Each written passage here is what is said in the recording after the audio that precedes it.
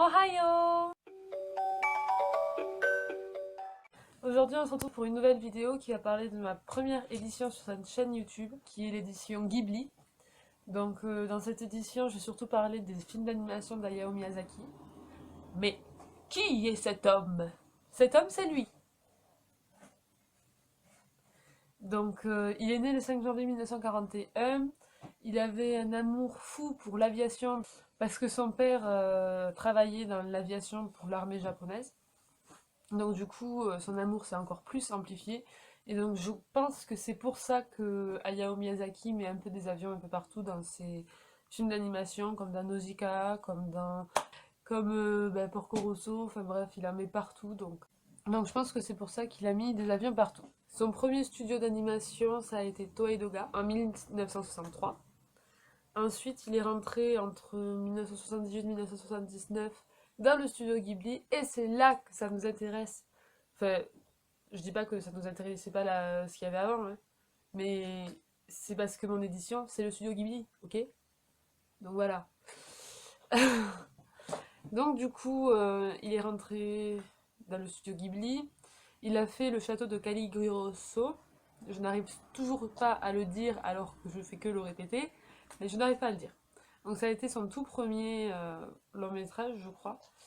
Et donc du coup, bon, il n'est pas très connu parce que celui qui a fait de Hayao Miyazaki un grand succès, ça a été Nausicaa, de la vallée du vent. Si vous ne connaissez pas, voici l'image de couverture.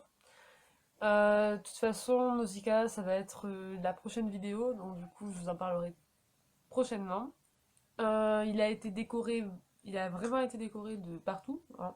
Donc, il a eu l'ours d'or à Berlin, il a eu le lion d'or à Venise, il a eu plein de Golden Globe, je crois, pour ses films d'animation, enfin bref, un truc de malade quoi.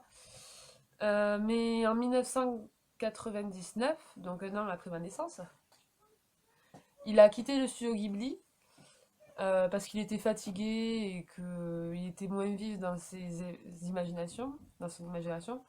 Mais il a quand même créé Buyama, un autre salon d'édition de films d'animation.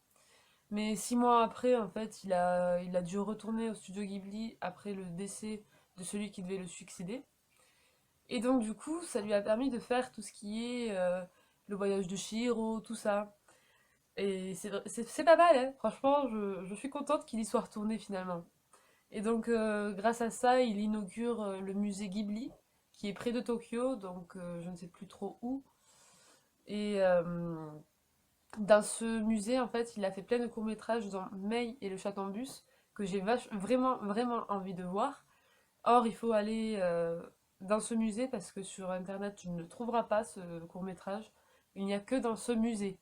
Oh, j'ai ma jambe qui s'est endormie, j'ai ma jambe qui s'est endormie. Oh.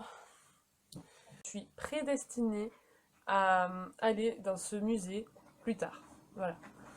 Je pense que je vais déjà réserver ma place pour 2020. Je dis 2020, mais je suis pas sûre d'y aller là-bas. Mais franchement, il faut vraiment que j'y aille dans ce musée. C'est mon musée.